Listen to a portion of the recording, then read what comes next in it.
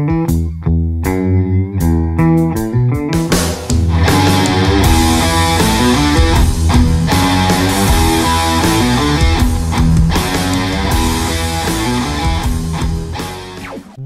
Katamso dan Letnan Kolonel Sugiono dibunuh di Yogyakarta sebagai dampak lanjutan tragedi G30S 1965 di Jakarta. Tanggal 1 Oktober 1965 pagi itu kebingungan melanda kalangan tentara. Tak hanya di Jakarta, para prajurit di berbagai daerah pun turut bertanya-tanya. Di Yogyakarta, Katamso Darmokusumo selaku Komandan Korem 072 Kodam 7 di Ponorogo juga belum mengetahui dengan pasti apa yang sebenarnya terjadi di ibu kota.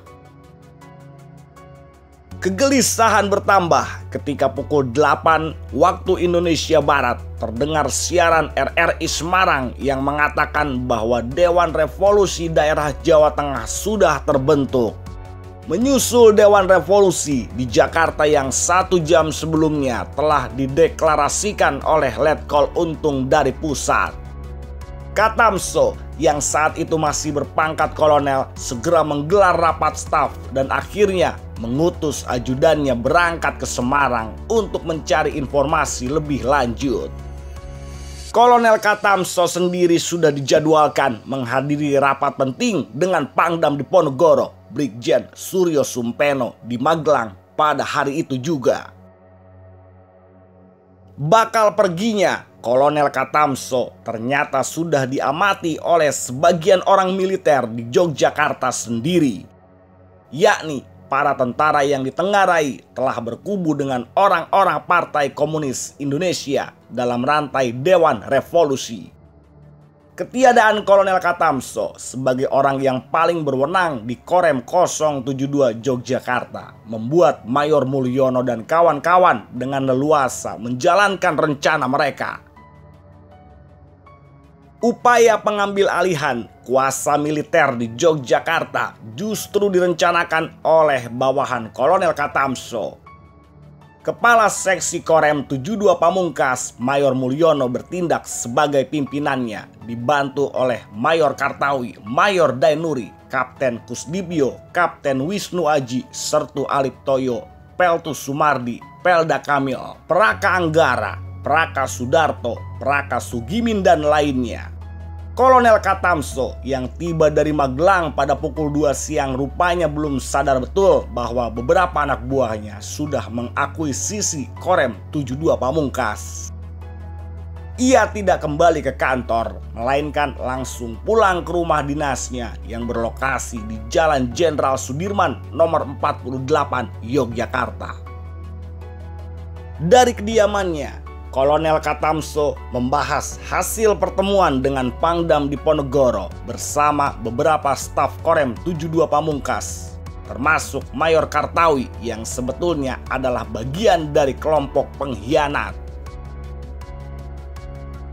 Ada 2 poin penting yang diperintahkan oleh Pangdam Diponegoro dalam pertemuan di Magelang pagi tadi, yakni Pangdam sedang berusaha melakukan kontak dengan pusat atau Jakarta, dan Pangdam memerintahkan kepada seluruh Korem yang berada dalam wewenangnya untuk tetap waspada, tenang, dan jangan mengambil tindakan sendiri-sendiri. Kolonel Katamso sempat menerima 2 tamu di rumahnya usai rapat tersebut, yakni Mayor Sutomo dan Kapten Rahmat, hingga kemudian dimulailah rencana pembunuhan sang komandan pada sore harinya. Sekitar jam 5 petang tanggal 1 Oktober 1965 itu, sebuah mobil rantis berjenis Jeep Gas memasuki halaman depan kediaman Kolonel Katamso. Kendaraan khas militer itu rupanya tak sendiri. Di belakangnya sudah bersiaga 2 truk dengan bak yang dipenuhi oleh prajurit bersenjata lengkap. 2 orang bergegas turun dari mobil, yakni Peltus Sumardi dan Pelda Kamil. Keduanya masuk rumah dan langsung menodongkan senjata ke arah Kolonel Katamso, memintanya untuk ikut dengan mereka. Kapten Rahmat yang masih ada di situ berusaha menenangkan situasi, namun justru kena bentak. Demi menghindari terjadinya kericuhan, Kolonel Katamso bersedia ikut dengan para penodong yang ternyata sudah dikenalnya itu. Kapten Rahmat turut dibawa, tapi kemudian dilepaskan.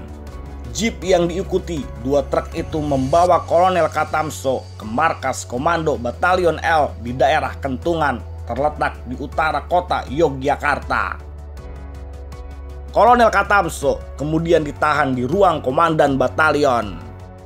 Ada yang mengusulkan agar sang komandan langsung ditembak mati saja. Namun ada pula yang menginginkan kematian dengan cara yang lebih sadis, seperti menjerat leher Kolonel Katamso dengan kawat atau memukul kepalanya dengan benda berat.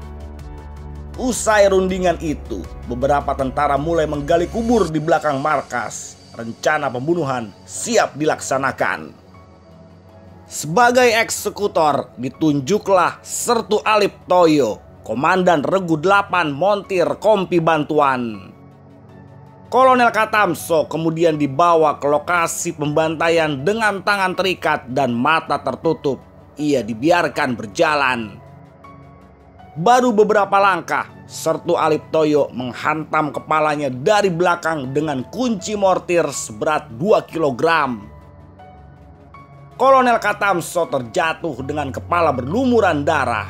Namun sang komandan masih bernapas dan sempat mengucapkan kata-kata terakhirnya bahwa ia masih mencintai Bung Karno, Presiden Republik Indonesia. Pukulan kedua pun dilakukan dan gugurlah Kolonel Katamso pada dini hari 2 Oktober 1965. Eksekusi serupa juga terjadi kepada Letkol Sugiono yang menjabat sebagai Kepala Staf Korem 072 Pamungkas.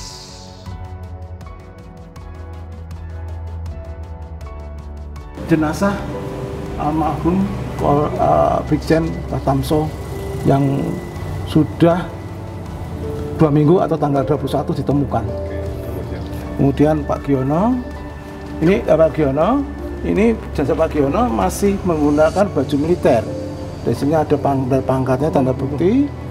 Dan Bapak Giono dan Pak Katamso sama martil pada saat memukul kepala dari belakang.